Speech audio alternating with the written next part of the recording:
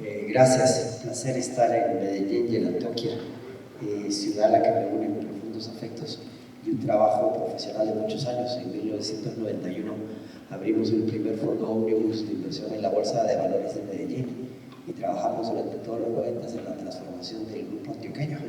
Entonces he visto mucho la evolución de esta región y de Colombia. Yo soy peruano y nos une con Colombia un profundo afecto. Y estar en la Universidad de Medellín. Yo soy un enamorado de las universidades. Sin la educación que he tenido no habría logrado lo que he logrado. Y como decía el rector, yo estudié en la Universidad de Colombia y llevaba a mis sobrinos a la universidad y les decía, el objetivo de la universidad es el conocimiento, ¿sí? El entendimiento. Yo le decía a mi hijo, vas a la universidad a entender, pero para entender tienes que comprender y para comprender tienes que estudiar. El estudio es el método, es lo más pesado. Y el conocimiento te tiene que arder en el estómago, ¿sí? Lo tienes que ansiar. Y para mí las universidades siempre han sido exactamente lo que decía el rector. Y lo que uno aprende en la universidad es a soñar, pero también a imaginar. El emprendedor imagina. Y el que imagina y hace realidad la imaginación, hace magia. Eso es lo que es la magia. Magicar es hacer que lo que imaginamos sea real. Y eso se logra a través del ejercicio de la voluntad. Para el cristianismo, el amor es el ejercicio más noble de la voluntad. Y el amor cristiano, el sentimiento y la emoción no son el amor, es el ejercicio de la voluntad. Y el emprendedor tiene que ser alguien que cruce el desierto, porque el voluntarismo, que es que uno cree que las cosas cambian porque uno quiere que cambien, es un despropósito, ¿sí? Nos decía un consultor, yo soy banquero de inversión en la ciudad de New York hace más de 30 años. Hacemos finanzas corporativas, trabajamos para las corporaciones, hacemos procura de capital, toda la cadena. Nos decía un consultor que la planificación es todo, la ejecución es todo. Hay muy pocas compañías que pueden ejecutar, porque solo hay un Facebook, porque Zuckerberg tuvo el talento, la voluntad, la terquedad, la pasión de convertir una plataforma en un don de Harvard, en lo que es Facebook hoy día, y eso son todas las grandes corporaciones. Y son gentes que entienden profundamente el entorno en el que están viviendo. Lo decía, pero no la cultura. No solo la economía, la sociedad, la política, sino la cultura. ¿Sí? La cultura es la clave, lo que los franceses llaman el milieu, lo que los griegos llamaban el ethos. Es lo que nos determina todo, que determina que los antioqueños sean antioqueños su cultura. Y cuando uno entiende la cultura y las cosas que suceden en la cultura, es que el emprendimiento encuentra su rumbo. Y un poco que lo que quiero hablarles en esta presentación, que me pedía Rosa que les hablara de emprendimiento. Gracias, Rosa, por la invitación de nuevo. Contra viento y marea. De nuevo, el año pasado les hablaba del emprendimiento en los tiempos del cólera, porque salíamos de la pandemia. Y ahora quiero hablarles de lo que estamos viviendo en el mundo, que es la multipolaridad. Esto es una presentación en la que voy a tratar en los minutos que me toca explicarles en dónde está el mundo, qué está pasando en el mundo. Y ustedes, estudiantes, ¿a qué mundo se van a enfrentar? El mundo se ha complicado, ahora el mundo nunca ha sido fácil, ¿sí? Si tomamos en cuenta que hace 100 años estábamos a puertas saliendo de la Primera Guerra Mundial, durante la gripe española, entrando a la Segunda Guerra Mundial, al Holocausto, a la Guerra Fría, el mundo nunca ha sido difícil. Y yo creo que el pesimismo y el emprendimiento no se llevan de la mano. El emprendedor no puede ser pesimista, eso es una contradicción interna, como se dice en inglés.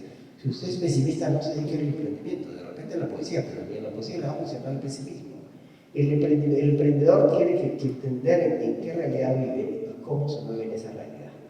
Jamie Dimon, que es el presidente de JP Morgan, probablemente el banquero más importante hoy día en el mundo, y probablemente el banquero más importante en el mundo desde el propio JP Morgan. Hace años que no teníamos un banquero con la visión de Jamie Dimon. Señalaba en la llamada de resultados de JP Morgan hace 2 semanas que estamos viviendo unos impactos y unas transformaciones en el mundo, la pospandemia, y en el marco de 2 guerras, que son muy serias, que no los hemos vivido. Dice que este es el momento más peligroso que hemos podido vivir en décadas, y eso es un poco lo que les quiero dibujar. ¿En qué mundo estamos viviendo? Y me gusta hablarles de mercados primero, porque cuando uno ve los mercados son un termómetro de la realidad. El precio del petróleo, el precio de las acciones, el precio de los bonos, nos indican qué es lo que está sintiendo. Siempre se habla del mercado como una entelequia. El mercado son operadores que hacen apuestas diarias en virtud de las realidades concretas y las expectativas a futuro. No hay nada más capitalista que los mercados. Y el petróleo siempre ha sido el indicador por excelencia de actividad económica. Y ahora más que nunca, estamos llegando al fin de la era del petróleo. Pero antes de dejar de consumir petróleo, vamos a consumir más petróleo. Y en la medida que la energía es fundamental, mientras más nos extendemos, mientras más globales somos, más energía consumimos. Y aquí les voy a hablar de las matrices energéticas que van a ser vitales en los próximos 30, 40, 50 años. Siempre lo han sido, pero lo van a ser mucho más. Y en términos energéticos, América Latina tiene una posición privilegiada, que la volatilidad que estamos viendo en los precios del petróleo, después de mantener, el petróleo se mantuvo, el petróleo se mantuvo muy plano por muchos años, con un promedio de $34, y empezó a sufrir variaciones muy importantes previas a la pandemia. Tuvo una corrección a la pandemia y se vuelve a incrementar. Nosotros consumimos más o menos 10 millones de barriles diarios. Según la OPEP, vamos a consumir 10.600.000. Somos 8.000 millones de personas en el mundo, vamos a llegar a ser 12.000 millones para fines de este siglo. Y los demógrafos dicen que a partir del final de este siglo la población va a empezar a decaer. Es decir, en un milenio más vamos a tener problemas de población. Y hoy día tenemos problemas, el norte global, como se conoce para las economías desarrolladas, está envejeciendo, y en el sur global está el potencial demográfico, los jóvenes, que son quienes producen y quienes consumen. Sin embargo, como somos cada vez más urbanos, consumimos más petróleo. Y el petróleo determina costos a través de toda la cadena de valor. Por eso esta volatilidad, y además refleja en esta multipolaridad que estamos viviendo. Si se recuerdan, en el siglo XX tuvimos un orden bipolar, los Estados Unidos y la Unión Soviética. La Unión Soviética colapsa, tenemos un orden unipolar, los Estados Unidos rigen por unas décadas las dinámicas globales, y hoy día empiezan a surgir nuevos puntos de intención de dominación partiendo por China. China es el segundo hegemón. Por primera vez vamos a tener una hegemonía económica, social, política asiática. Siempre el mundo, como lo entendíamos, había sido regido por Occidente desde la Edad Media a la fecha, y de pronto nos vamos a enfrentar a una segunda hegemonía que viene con una cultura que es totalmente distinta a la nuestra, y que es muy comercial, es muy mercantil, y quiere competir económicamente, mercantilmente, y va a competir social y políticamente con Occidente. Y en función de esa competencia está incentivando esta multipolaridad. Rusia es parte de esa multipolaridad, el Medio Oriente es parte de esa multipolaridad, por eso la guerra en Israel es tan grave. Lo vamos a ver en un segundo. ¿Por qué les quiero tocar el gas y el carbón? Porque tenemos una gran, a raíz de la invasión de Ucrania, esto es lo que pasó con los precios del gas y de Europa el año pasado, y se controlaron por la oferta de gas de los Estados Unidos y Noruega. El carbón, que es el elemento más contaminante de Colombia, es un productor importante de carbón, y se exporta mucho carbón de Colombia, y sigue siendo el mayor generador de energía en el mundo. La mayor parte del 34% de la electricidad del mundo todavía se genera con carbón, particularmente en la India y en China, y particularmente en cuestiones industriales, para producir cemento y hierro. Pero el carbón no desaparece, y todos estos picos los vivimos en la invasión en Ucrania, y se controlaron. Sin embargo, hay un gran temor. Entramos en un segundo invierno en Europa, la guerra continúa, la guerra en Israel va a distraer la atención en Ucrania, y estas matrices energéticas podrían volver a dispararse en el corto plazo. Estas son las acciones, esto es el S&P 500, el índice más extendido de los Estados Unidos, esto es el Dow Jones, y esto es el Nasdaq. El único mercado que ha crecido últimamente es el Nasdaq, y esto es importante para los emprendedores, porque los emprendedores han vivido desde el inicio del 2010 a la fecha este ciclo, que las acciones subían y subían y subían. Entonces ahora uno emprende porque pensando que uno empieza una compañía se va a hacer rico en 10 años, y uno está esperando ser el próximo Tesla o el próximo Facebook o el próximo Apple. Sin embargo, en virtud de las dinámicas que estamos viviendo por inflación y tasas de interés, se está cuestionando que esto se pueda mantener. Las acciones son caras, los múltiplos, es decir, ¿cuál es el múltiplo? Es el múltiplo que vale RP, ¿no? La relación precio-utilidad. ¿Cuánto pago yo por una compañía en relación a la utilidad que genera? ¿Sí? Las tecnológicas siempre han transado a altos RPUs porque crecen, pero ya hay una sensación de que no vamos a seguir creciendo. ¿Por qué? Porque este es el bono del Tesoro de los Estados Unidos a 10 años. Ese es el indicador fundamental en la economía global del valor del dinero.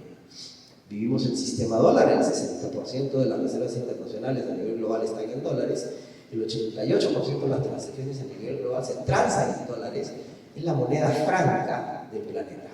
Y lo que sucede con el dólar nos afecta a todos. El gran triunfo de los monetaristas desde los 80, desde la época de Reagan a la fecha, fue el declive de la inflación. Entre la discusión entre keynesianos y monetaristas, ganaron los monetaristas cuando dijeron que el gasto fiscal no financiado adecuadamente era inflacionario. Y la inflación destruye el valor social, el dinero es el contrato social más importante. Y ese logro, que había sido un logro importante, miren cómo bajan las tasas, bajan, empieza a causar sus propios problemas, porque empezamos a no valorar el dinero adecuadamente. Y a raíz de la pandemia y el efecto en las cadenas de abastecimiento, retorna la inflación, y para combatir esa inflación empiezan a subir las tasas de interés. Casi por una década, 9 años, hemos tenido tasas de interés a nivel cero, en dólares, cero. Entonces, emprender era relativamente fácil porque el dinero era gratis. Cuando el costo del dinero es cero, uno asume riesgos, ¿sí?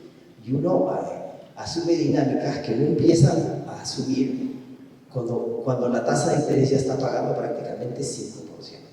Si cuando el bono del tesoro a 10 años paga 5% con cero riesgo, la capacidad de Estados Unidos no va a hacer un default en su deuda jamás. Y eso lo hablábamos con uno de los panelistas ayer. Cuando un fondo de riesgo asume unos riesgos altísimos, con tasas de retorno probablemente del 30%, pero yo puedo invertir dinero al 7% sin riesgo alguno, el dinero empieza a hacer lo que tiene que hacer. Y si se queda en un cuadro como emprendedores, estamos entrando en una nueva era en que el costo del dinero vuelve a ser importante. ¿Y por qué la inflación nos afecta tanto si no es como en el pasado? Porque en nuestra generación actual, particularmente ustedes, consumimos más de lo que consumíamos cuando yo era joven. Cuando yo era joven no había internet, no había televisión por cable, no había celular, no había que usar bollines. Hoy día el consumo, particularmente si vivimos en entornos urbanos, es mucho más alto. Y cualquier inflación, por más marginal que sea, tiene un efecto muy grande en el consumo y tiene un efecto muy grande en las expectativas sociales y en los efectos políticos.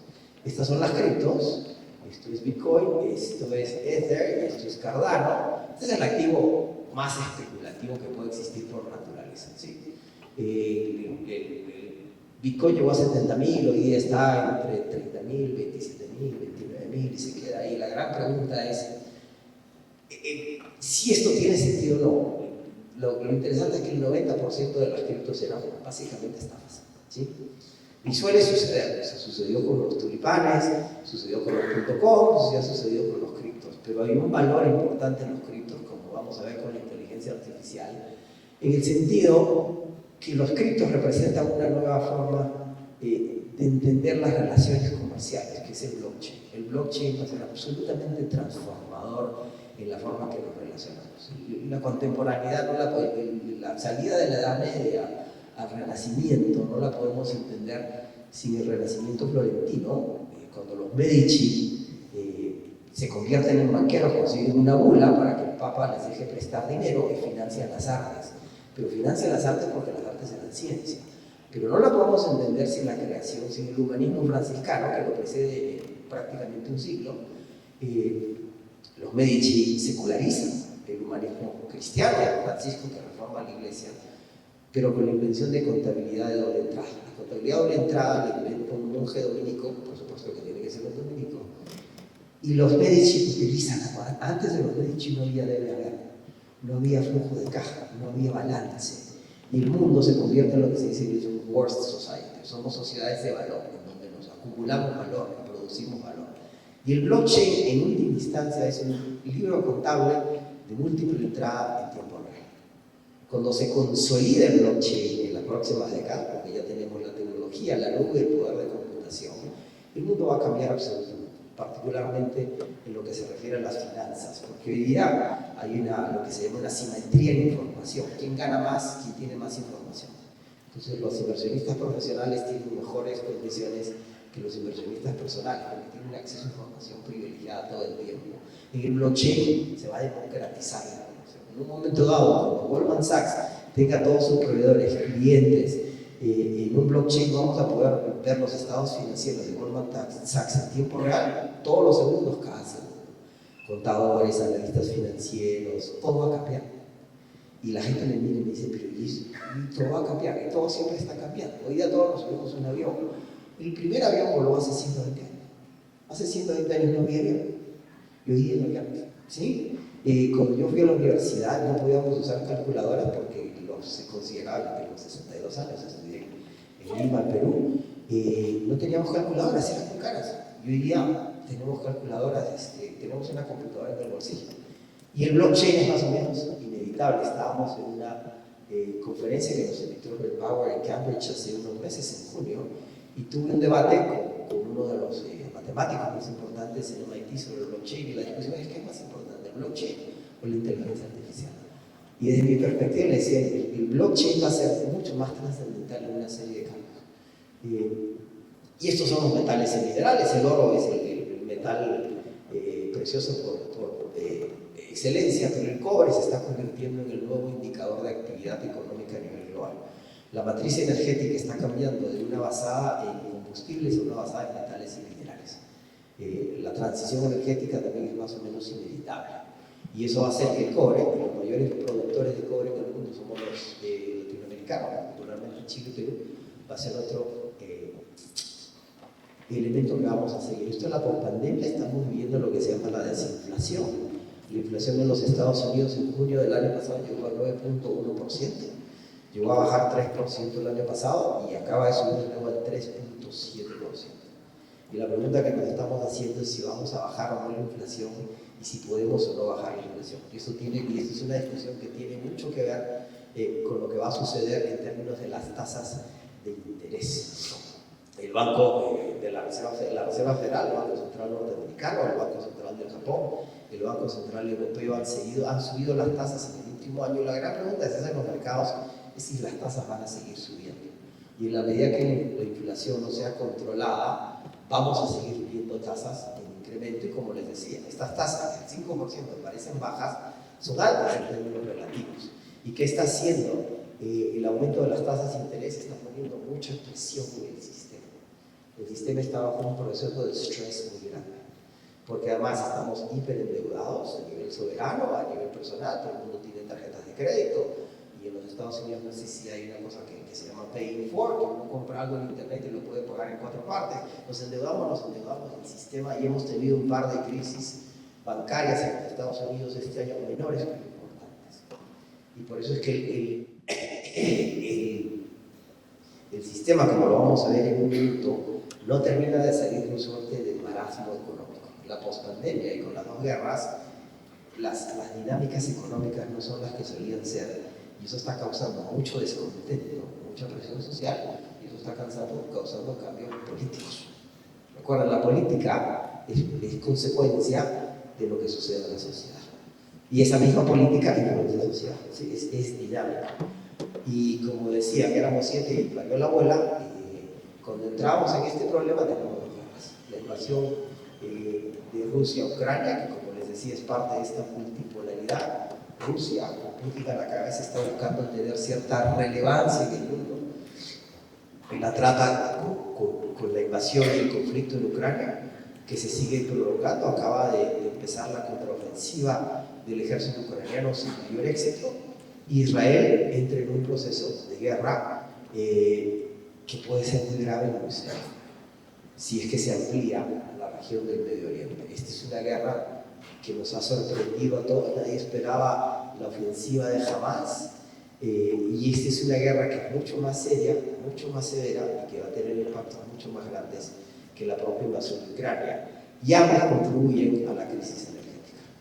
Rusia es el mayor proveedor de gas y petróleo de Europa, y Europa hace un esfuerzo inmenso en los últimos meses para compensar la ausencia de petróleo y gas ruso con la ayuda de los Estados Unidos y Noruega. Y si la guerra en Medio Oriente se extiende, esta crisis energética que hemos empezado a vivir se va a empezar a agravar. Y cualquier cosa que tiene que ver con la energía nos tiende a afectar a todos. Y estas son las últimas proyecciones de crecimiento global del Fondo Monetario Internacional. Las acaban de anunciar en Marruecos hace unas semanas, y hablan de navegar en las divergencias globales. El mundo no crece igual. La economía global crece a niveles del 2.9%, después de haber crecido 3,5% Después de la recuperación de la pandemia, las economías avanzadas no crecen y las economías desarrolladas crecemos al 4%, pero eso está muy skewed, se dice en inglés, está muy virado hacia China e India. En América Latina no crecemos. Y India creció 9% al año. Por prácticamente 50 años ya no puede crecer más del 5%. Incluso no va a crecer más del 3%, porque es una economía madura, es una economía grande y empieza a tener sus propios problemas. Nosotros decíamos en Wall Street que cuando China dejara de crecer 6,5% íbamos a tener problemas. Eso lo cambiamos a 6,5% y ahora estamos hablando que China puede crecer en tasas del 13,5%. Y lo que dicen que estamos en una circunstancia estable, pero es un crecimiento lento. Y el problema es que esto tiene el costo de las tasas de interés a los niveles altos, va a poner mucha presión en la deuda global y en las dinámicas financieras y en las expectativas de la clase media. Por eso vemos tanto descontento y tantos cambios políticos a nivel global. ¿Qué está pasando en América Latina? Lo mismo, no crecemos. Crecemos a tasas del 2,3% y esto es absolutamente insuficiente para las necesidades que tenemos. El gran problema en América Latina sigue siendo que tenemos una muy mala distribución de la riqueza y del ingreso y tenemos extendidas poblaciones que viven en condiciones de pobreza. Siempre se puede argumentar que hemos salido de la pobreza y hemos bajado la pobreza, pero no lo suficiente. ¿Y por qué somos economías que no crecemos? Porque no tenemos clases medias robustas, no podemos mantener las tasas de consumo. Ese es un gran reto para los emprendedores del futuro, cómo contribuimos con políticas públicas que permitan la expansión de clases medias y la mejor vida de la gente para que consuman no más, sino mejor, y que consumiendo mejor puedan ser los clientes de nuestros emprendimientos. Ese es el círculo vicioso y eso pasa, como lo hemos aprendido en la pandemia y en la pospandemia, por políticas públicas. En América Latina hablamos muy mal de nuestros políticos y los políticos son tan necesarios como los curas, ¿sí? O los contadores, o los abogados, ¿sí? Lo que necesitamos son mejores políticos y que la gente se involucre en política con una visión que vaya más allá del corto plazo del beneficio personal. Como descuidamos la política, tenemos muy malos políticos, tenemos que volver a cuidar la política para tener buenos políticos, porque sin el ejercicio de políticas públicas estas dinámicas no van a cambiar. Y si no cambian, vamos a seguir en un marasmo que nos va a seguir causando problemas.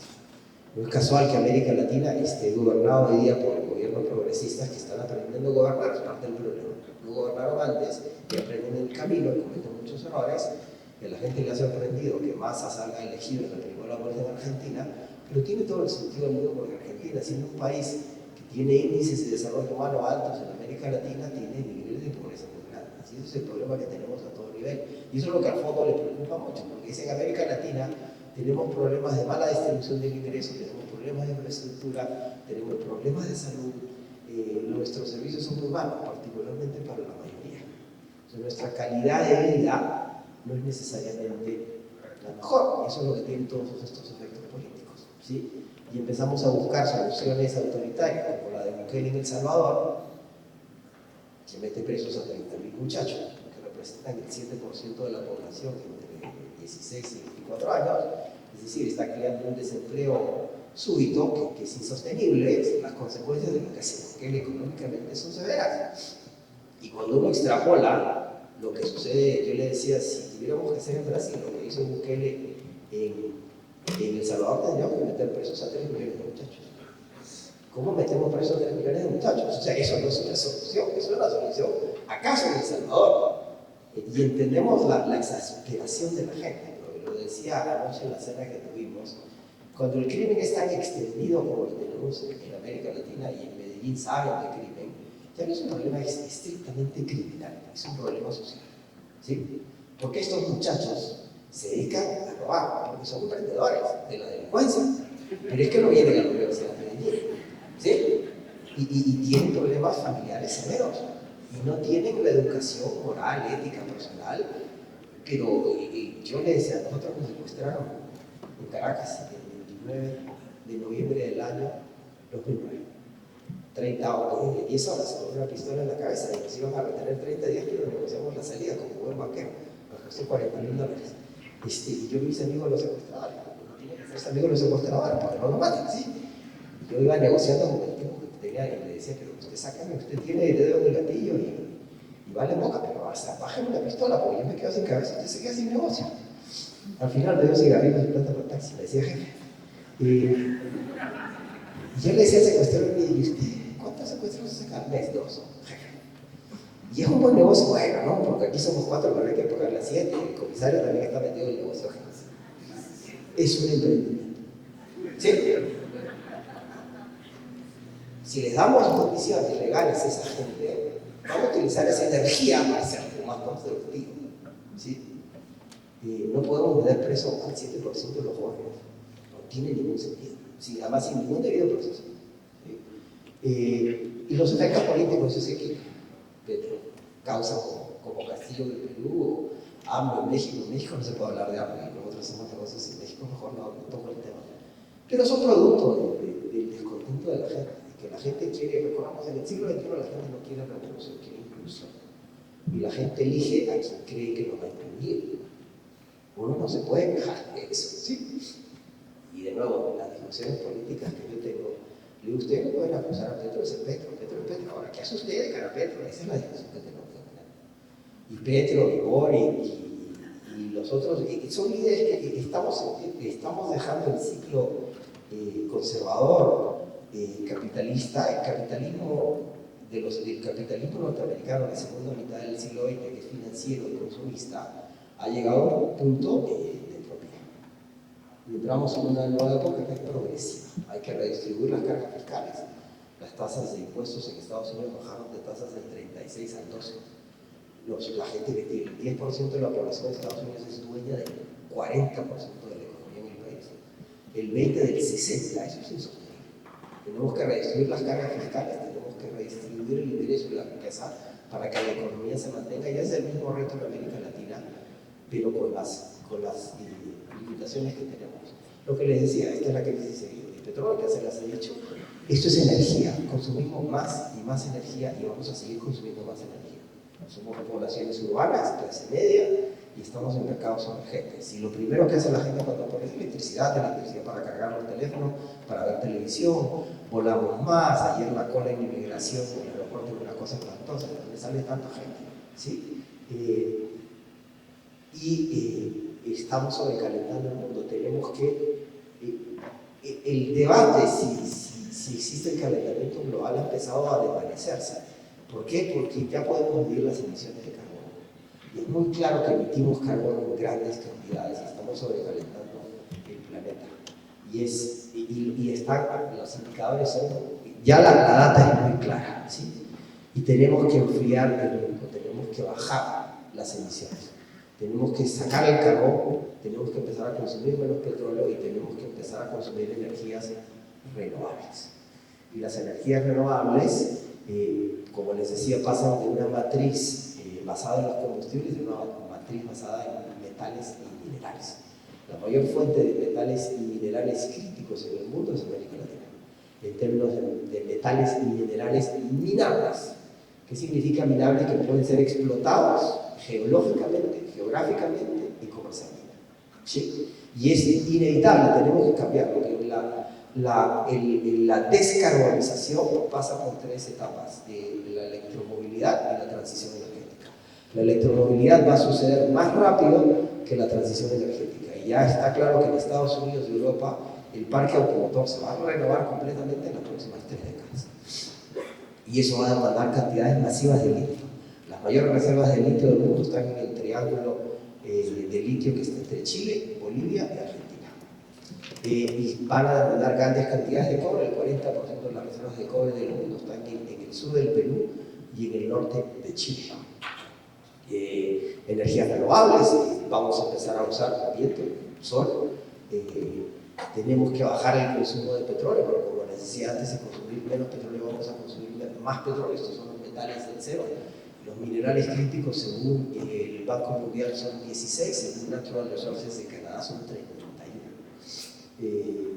Las energías, las tecnologías energéticas que van a ser fundamentales. Aquí hay mucho emprendimiento, aquí es donde viene todo el cambio a nivel global. y estos son los minerales críticos de los que se les hablaba, que la clave es el litio para la electromovilidad y el cobre para la transición energética. ¿Cuáles son las perspectivas en ese sentido? ¿Y a qué nos enfrentamos en este contexto? ¿Sí? Y la clave, de nuevo, que estamos viendo a nivel global: aumento de la inflación, aumento de las tasas de interés, poco crecimiento, contracción en el consumo, tensiones geopolíticas, ¿sí?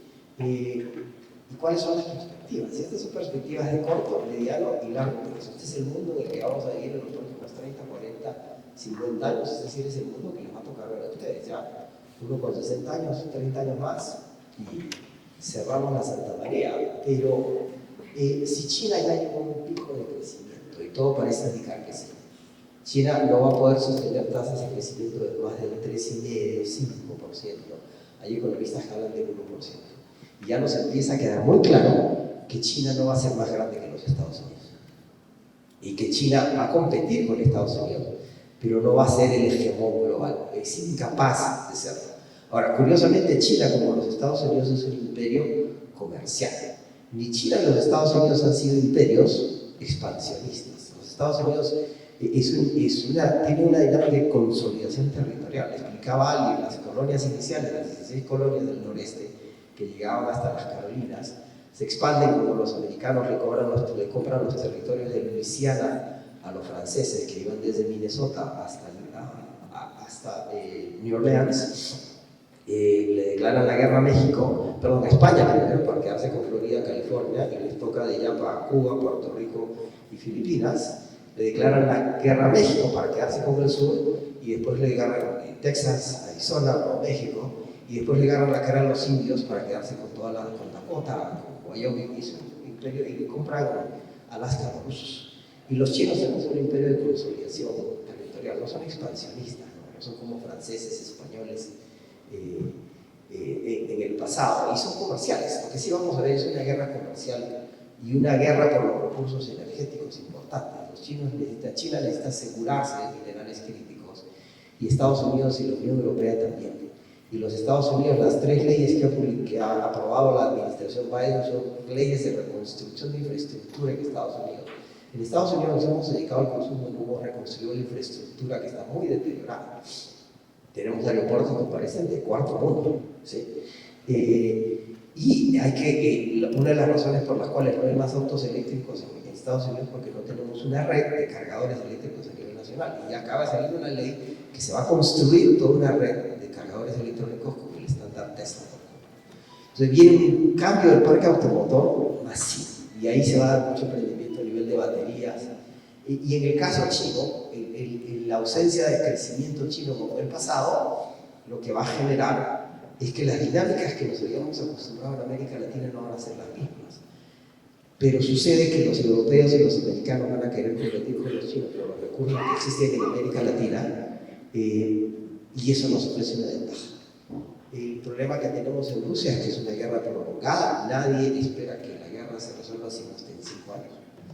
Es una guerra que se parece mucho a la guerra del 14, es una guerra de trincheras, en que los rusos se han atrincherado en el sur, y nadie avanza ni uno ni otro lado. Todo lo que se espera es que esta guerra termine con un armisticio y un acuerdo político.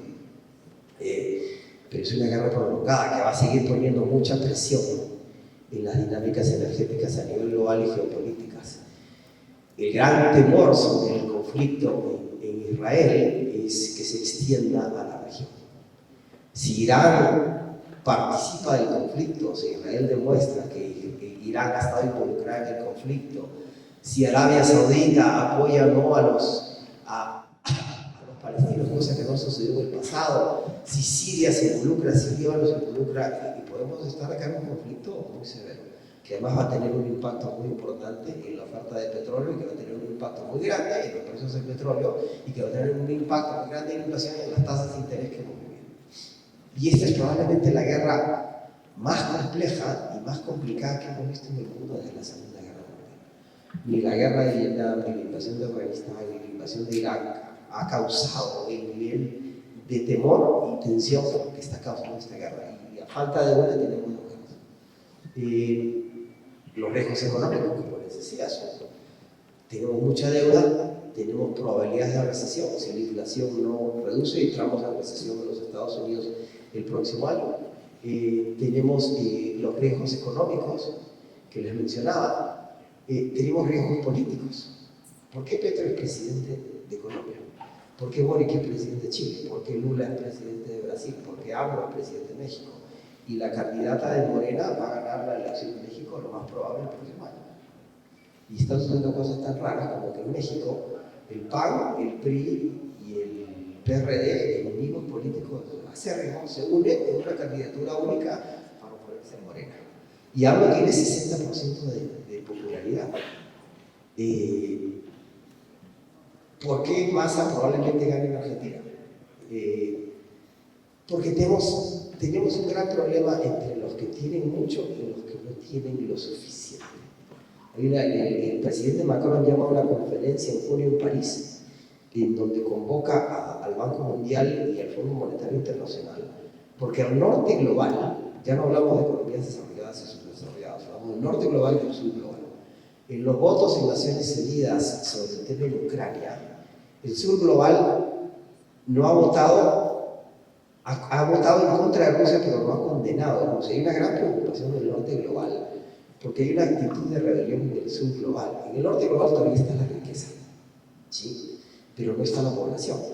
Y en el sur global está la demografía. Y dependiendo cómo se alinee el sur global, se pueden crear discusiones importantes. Eso es precisamente lo que capitaliza China, Irán, Rusia. Venezuela es un punto importante en esas discusiones. Y ese es un tema que tiene que ser atendido a nivel global y a nivel local. Porque si no aliviamos estas diferencias, las tensiones van a ser cada vez más grandes. ¿Sí? Si no empezamos en la conferencia que tuvimos en Cambridge, en MIT, en The Engine, o sea, en la catedral siguiente del capitalismo emprendedor, ¿cuál fue la conclusión de los asistentes? Que tenemos que ser más cooperativos y más solidarios. Cuando los capitalistas, casi en estado químico de pureza, hablan de solidaridad y cooperación, es que si no cooperamos, si no somos solidarios, las tensiones que vamos a crear van a ser peores. Tenemos incertidumbres demográficas importantes. En las sociedades desarrolladas, las mujeres no quieren tener hijos. Y los hijos ya no son una fuerza de producción, son un costo muy alto. O sea, la capacidad de reposición materna, que es 2.1 niños por mujer, el 0.1 es mortalidad infantil, está por debajo del 2 prácticamente en todo Occidente. En México también, en América Latina 1.7, en el Japón es 0.3. Es una sociedad que envejece y que no se reemplaza, ¿sí? Y el otro caso que tenemos demográficamente es que los adultos mayores, yo tengo 62 y yo soy adulto mayor, ya estoy en la tercera edad, ¿sí? Que ya vamos a la tercera edad. Pero digamos, vamos a ser mayoría. Y no tenemos diseños. Eso es una área de emprendimiento gigantesca. Si a alguien le gusta lidiar con gente mayor, pero no tenemos diseños. ¿Qué va a pasar con toda esta gente mayor? ¿Cómo reducimos los costos de salud para mantener a gente mayor que van a ser mayoría y jóvenes que no van a producir lo suficiente porque no pueden para mantener a esta gente mayor? Eso es un fenómeno que viene, eso es un reto demográfico importante. Tenemos las incertidumbres tecnológicas, ¿sí? Todo lo que implica los ciclos de innovación, la inteligencia artificial. La inteligencia artificial por ahora es un buscador generativo, es una cosa interesante, pero cuando uno entiende que ChatGPT, la mayor fuente de ChatGPT es Wikipedia, porque es una fuente pública de información, ya las fuentes privadas están empezando a cerrar a ChatGPT para que no me saquen las fuentes de conocimientos a lo que me las paguen, empieza a ser poco creativa. Ya cuando uno lee un texto de ChatGPT se da cuenta rápidamente que es un texto de ChatGPT. Y lo que llaman ahí textos in print, que si se ha cometido un error en el texto, los textos crecen. Pero ya estamos viendo que esta inteligencia artificial, la blockchain va a cambiar una cantidad de profesiones dramáticamente. Sí, y eso sí queda claro. Hay cosas que la inteligencia artificial va a ser mucho mejor que el trabajo humano. Y lo que genera, por eso la educación es fundamental, es que lo que nos va a diferenciar hacia adelante son los talentos realmente humanos, la capacidad de intuir, la capacidad de imaginar, la capacidad de negociar, lo que una máquina no puede hacer. Todavía estamos muy cerca, muy lejos de lo que se llama una singularidad, que es el momento en que una computadora piense por sí misma. Ahora tenemos quantum computing, se están creando modelos de computación que trasciendan el lenguaje binario. Nuestro cerebro no funciona en términos binarios, nuestro cerebro es la máquina de procesamiento de información más sofisticada del universo conocido. Las computadoras siguen haciendo cálculos binariamente, son muy primitivas. Y con el quantum computing esto va a cambiar y todas las profesiones van a empezar a cambiar. Hay profesiones que tienen más sentido que la haga una máquina a que la haga una persona. Ahora, eso lo hemos visto en el pasado también, hay que prepararse para el cambio. Alguien me preguntaba, ¿pero cómo es eso? Digo, si usted lee los periódicos de la ciudad de Nueva York de fines del siglo XIX, con el mayor problema en la ciudad de Nueva York de fines del siglo XIX, la bosta de caballo.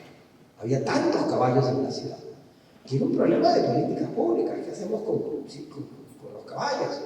Y las discusiones públicas eran inmensas y los caballos, y mucha gente dependía de los caballos, quienes manejaban los caballos, quienes cuidaban a los caballos. Y sin embargo, sale el modelo T en el año 14 y el problema desaparece. Y se genera una nueva industria y empiezan otros problemas.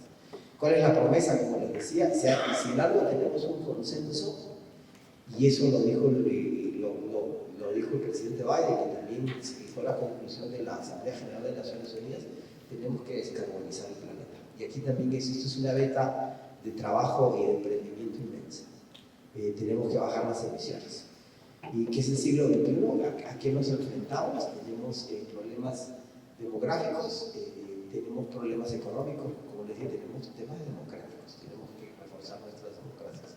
El buen gobierno es un gobierno que tiene que proteger a las mayorías que menos tienen de las minorías que más tienen, y a las minorías alternativas de las mayorías convencionales. Por eso las temáticas feministas de LGTBIQ empiezan a ser parte de las dinámicas globales. Y necesitamos gobiernos que consoliden una práctica que sea sensible en lo social. Tenemos que entender la realidad de los que menos tienen, sin ser asistencialistas. La gente demanda cada vez más ser reconocida individualmente, que sea racional en lo político. Tenemos que dejar pensar en la política como un tema de un juego suma cero. Es un tema de acuerdos. Los adversarios políticos son adversarios, no son enemigos. Y tenemos que mantener lo que sí hemos aprendido en el siglo XX, que es fundamental, ser pragmáticos en lo económico. Y en la medida que podamos mantener esos equilibrios, vamos a poder salir de este marasmo, particularmente en América Latina. El The Economist dice que este puede ser el siglo latinoamericano. El mundo demanda metales y minerales y somos los mayores productores. El 15% de la nueva oferta de petróleo está en América Latina, entre Venezuela, que se reintegra a la economía global con los nuevos acuerdos entre Estados Unidos y Venezuela, y la oposición y el gobierno en Venezuela, y somos los mayores productores de productos agroindustriales. Dice el Economist que 8 de cada 10 tazas de arábica que se toman en el mundo se producen en América Latina. Exportamos $100.000 millones en alimentos. No hay región del mundo que exporte tantos alimentos como nosotros. El mundo depende de América Latina, dice The Economist, que nosotros hemos tenido en la región una relación muy conflictiva con las materias primas. Ahora, si somos capaces de ser racionales, pragmáticos y sensibles, ¿acaso? En 100 años empecemos a lograr lo que siempre hemos deseado. Gracias.